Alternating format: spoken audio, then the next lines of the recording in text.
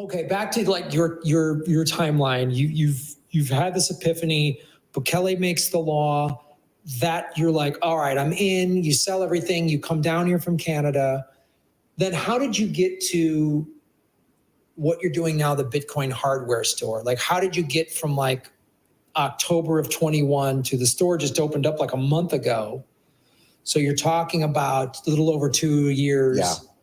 What was that journey? When did you go like, this is what I'm doing? Was there a process? Yeah, it was, learning about Bitcoin. And so let's go pre-2021, where because it's just a financial tool, I'm using all these exchanges, right? And I'm trading Bitcoin or I'm buying it, but I'm not self-custodying it because, again, I'm learning about the properties of Bitcoin, the privacy aspect, the final settlement aspect of it. But the self-custody aspect didn't really come to me until, I'd say, 2021, 2022, when I have these other Bitcoiners around me and they're nailing down that importance. Like, hey, man, this is super important. And my first Bitcoin being a perfect example of it, where their whole 10-week diploma program is Bitcoin. But at the end, when you do that exam, it's all about self-custody, right? Because when you have that Bitcoin, when you self-custody it, you are free to do with it what you wish. And it's yours. No one can stop you. It's a P2P, value system. So I can give it to anybody. I can trade it for whatever I want, and no one can stop you. And so that, to me, was the moment where I was like, okay, I haven't self-custodied anything. So let me figure this out. Let me ask the people around me who are here to help.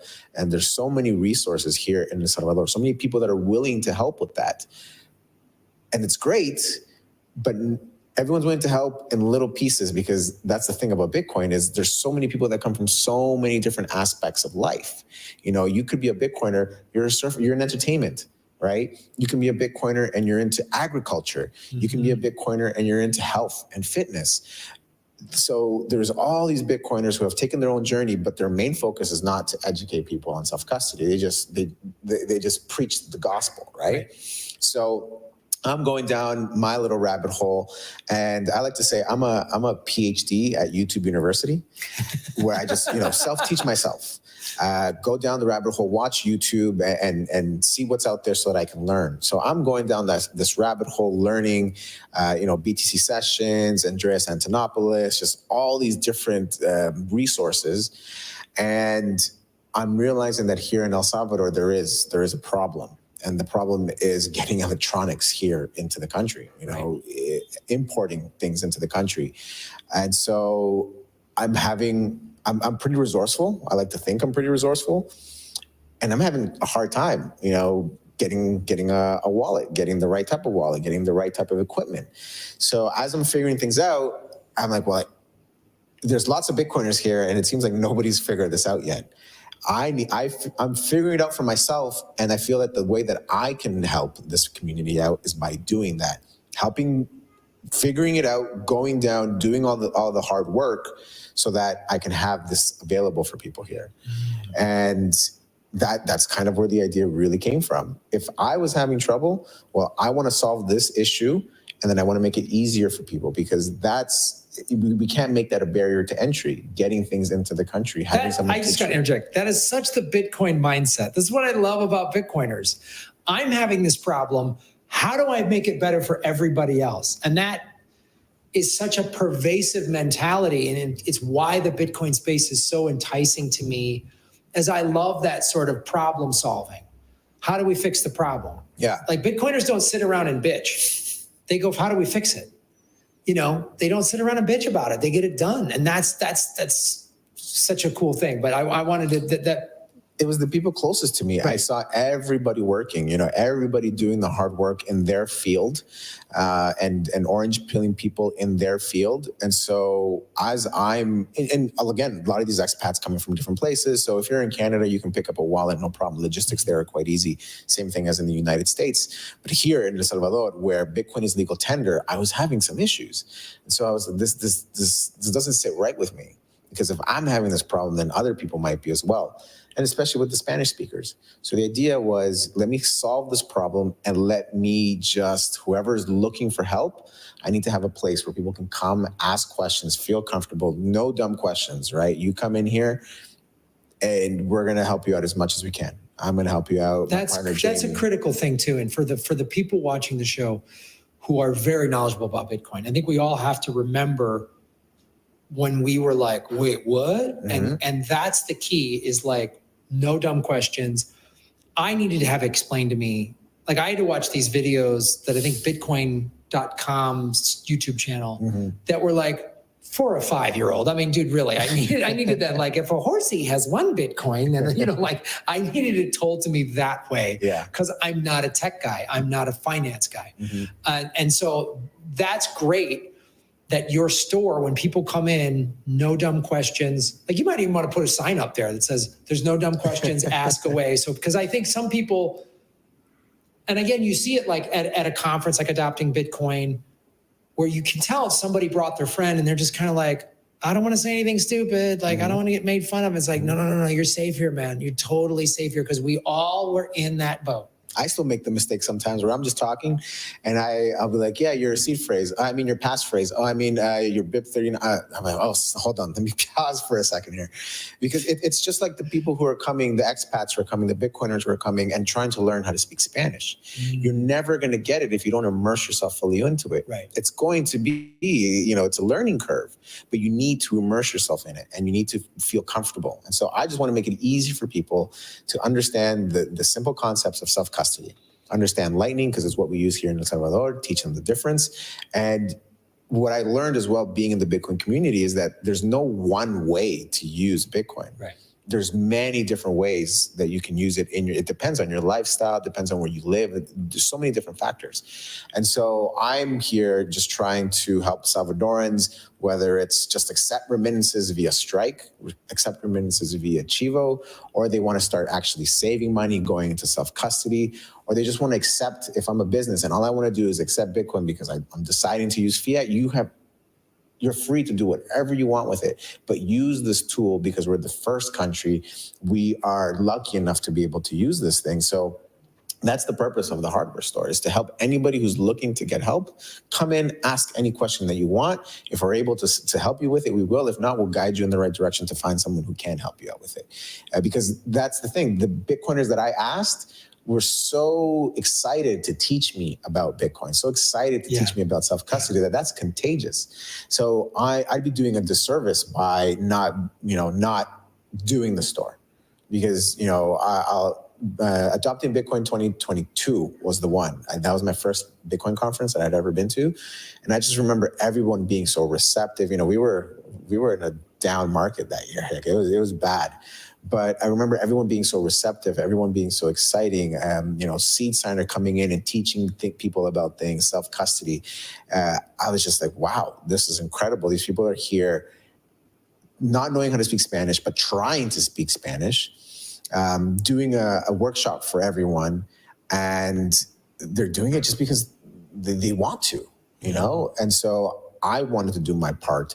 And I just felt like it was my responsibility to do it for the Salvadoran people, because, I do, when I see a Salvadoran person, I see my grandmother, I see my father, my sister. And so I just want them, if they decide that this is what they want to get involved in, then I want them to have a place where they can feel comfortable coming in, asking whatever question they need to, and just confident, because ultimately confidence breeds, I don't know what the saying is, but just help them out. Make it seem like, just make them comfortable with the whole process. Yeah, it was, when I popped into your store, it was really cool just because just to give everybody a sense of the journey. So I've been like in the space for like 5 years, but 4 years pretty solidly, learning about it, understanding it, learning the difference between Bitcoin and crypto.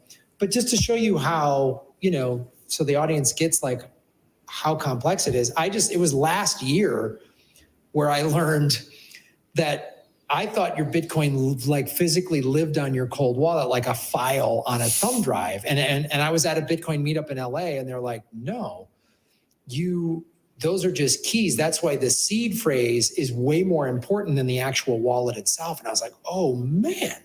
So like when I came into your store 2 weeks ago and with that sort of relatively new information, and I was like, so we're talking about multi-sig, which is multi-signature for the audience. And that's a little more complex, especially I think that seems like it's more for if you have big amounts of Bitcoin, if you just have 10% or 20% of a Bitcoin, but if you have 5, 10, 100, whatever.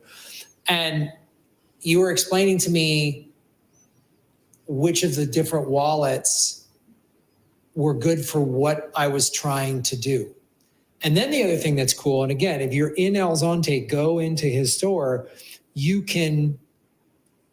have a way to go to recover Bitcoin, to go through that process on each one of these wallets to see which one is like, because again, like you said, some of it just comes down to a personal taste preference or what your personal financial situation is or what you're doing with your Bitcoin. Are you moving it? Are you trading it? Do you just want to hodl it?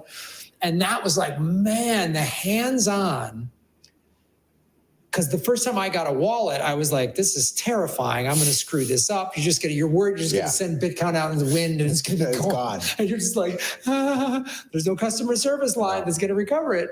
So that's kind of intimidating.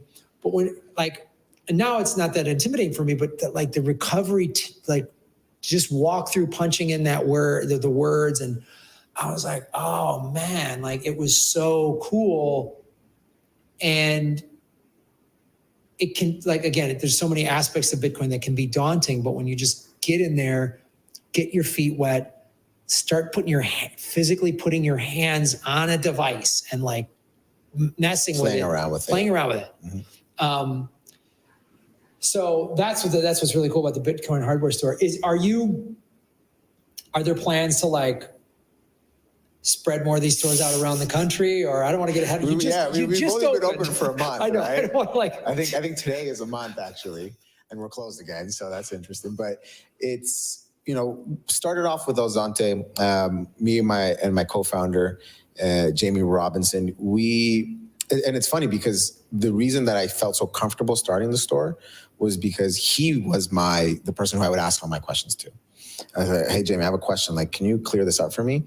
And yeah, of course, here we go. He's been in Bitcoin for a lot longer than I have.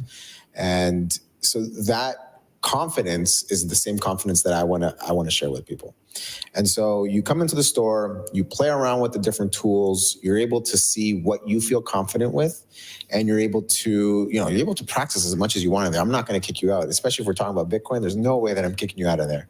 And my girlfriend might get a little mad at me for that because I don't show up at home sometimes, but I want people to come in, test out the products, because most of these products people only see online. Yeah. People they've never even touched a hardware wallet. You can't physically touch them. Correct. My wallet I got online, my Trezor, it's there.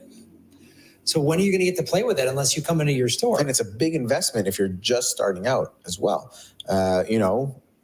People ask me, what's the best wallet that I can get? And my answer to them has now been the one that you can afford right now, because you want to start practicing. There's nothing wrong with upgrading your wallet system as you go, your strategy and what kind of wallets you're using. And when you came in, if you bought a certain type of wallet and then you don't feel safe with it anymore, then you have something like a multi-sig that can help you, be more secure in what you got. And you're practicing these things. So there's no wrong. I mean, there may be one wrong answer, but you don't want to limit yourself. You want to practice. You want to feel comfortable. Ultimately, the point is you want to feel comfortable with whatever it is that you buy. Because if you, by any chance, lose your wallet, like you said, you lose your hardware or your hardware breaks, you need to feel comfortable being able to restore what it is that you have. That is the most important part of it. Once you feel comfortable restoring it, then you're growing as you go. Yeah. You start learning more things. You start learning about adding a passphrase to it, setting up different dummy wallets, doing air gap transactions, doing multi-signature. So that knowledge base grows, but everybody starts somewhere. And sometimes you just need to play around with it to see what you like, so you're not so intimidated by it anymore. And so that's really what we're trying to do at the store, almost like an Apple store. Yeah. You come in, you play with it, you use it. Do you like it? Do you not like it? Do you like it, but you still want to go home and check out some YouTube tutorials before you pick it up? We even, for example, with the seed signer, we even rent the seed signer out so that you can go home, you can play with it, because that one's really cool, where you can just, as soon as you unplug it, the memory erases, doesn't store your seed phrase, and then you plug it back in, you can generate a new wallet, and you can practice. So we'll even rent out that seed signer to you so that you can just play around with it while you're figuring out if this is the right tool for you. So there's different options and so many different projects trying to solve different issues. Ultimately, they all work very similar. Sure. Again, it's your 12 or 24 word seed phrase, right? And then you want to add some security to it, you can add a passphrase to it. So you can also too, this is the thing I'm learning, that I learned last year, and you have these products in your store. There's where you can create your own seed phrase. That's because some people feel like, well, if this company is giving me a seed phrase, then that could be a hackable entry. Sure. Yeah. So explain some of these, like you have the dice and all, which is really fascinating. Like just the layers of security that you can add to this, which is significant. As the Bitcoin price goes up, mm-hmm. If Bitcoin goes to $1 million, there's going to be a bunch of new millionaires in the world. Yeah. And then billionaires and maybe even trillionaires, depending on, like Michael Saylor will be a trillionaire. Mm-hmm. So explain how that creating your own seed phrase and the different things and products that you guys have. Yeah, of course. So to start off, I think the most important thing for us was to use brands with a great reputation, brands that fit the Bitcoin ethos. So that was most important to us. And me, myself, the way that I guard my stuff, or the paranoid person that I can be, I wanted to make sure that this lived, we had good standards at the store. And so right now we have 4 different brands of hardware wallets. We have the Blockstream Jade, which I love recommending to people as a starter. Very easy to use, very intuitive. And then it also integrates Liquid Network, layer 2 for those that are not familiar with it. Then we have the Seed Signer. The Seed Signer is a free and open source project. And it's fantastic because you build it yourself with off-the-shelf parts. And the Seed Signer operating system, you download it off GitHub, and it's a fantastic system. They've been here to El Salvador, just like Blockstream, huge supporters of what's happening here in El Salvador. So we felt super comfortable. They're so open to helping you out with answering any questions. And again, that's where I got the motivation to start the store, is you have these developers who are doing this on their free time, not getting paid to do any of this, and they're just doing it to support the ecosystem. So Seed Signer is a great project. We have CoinKite cold cards, and they are, super high security, like with the most paranoid Bitcoiner in mind, and the Passport Foundation. And so we have 4 great hardware wallets at the store for all different types of levels. But the most important part is that they have a great reputation.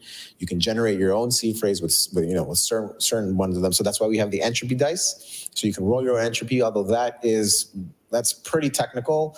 And there's a lot of, it's important that when you're using and you're generating your seed phrase via dice rolls, that you're doing a minimum of 50 dice rolls for your 12 words, 100 dice rolls for your 24 words. It's math. The way that algorithm comes out to, if you don't do the minimum 50 dice rolls, then you're actually making your wallet less safe. Every dice roll that you do less, it's less and less safe. Wow. So those are things, entropy just being, entropy being something that we explain. Like people ask, what is entropy? And it's just trying to create total randomness, which is why you have the dice, right? You throw the dice, you throw 50 dice, and the probability of you rolling those 50 dice in that exact same order, from, if I'm to be correct, has about 36 zeros after that number. So I don't know what that number is. It's too big for me to grasp. But so then is like each number a letter assigned to each number? It's like a binary. It's like a binary code, right? So you roll the dice, you roll the 50 if you're doing 12 words, and after you roll the 50, it gives you like this checksum, and then you have all your words. You write down the words, and that's your wallet. right? So again, it can get a little complicated, and it's not for everybody, because you have to understand how important it is that you're doing at least a minimum of 50 dice rolls. Yeah. If you're not doing that, then you're putting your wallet and your funds at risk. So I don't really start people off that way. Right. You know, if you're using something like a cold card or a Blockstream Jade, then it just has a random number generator that creates your wallet for you. Mm-hmm. And again, these are trustworthy companies, so you don't have to worry about anything. Right. You don't have to worry about your seed phrase being stored somewhere in the cloud. It's a random number generator, and it creates your wallet that way. So again, it depends on if you want to roll your own dice because you're that technical and you really want to go down the rabbit hole, then that's there for you. If you just want to make it as easy as possible, then you just press next until you get to your 12 words, and you know that you're safe. You're safe doing so. And we try to teach people about the best practices. You know, you are going to do this offline, no cameras in the room, no microphones in the room. You want to make sure that obviously you're alone. That, you know, we don't allow people to actually generate let's call them real seed phrases in the store.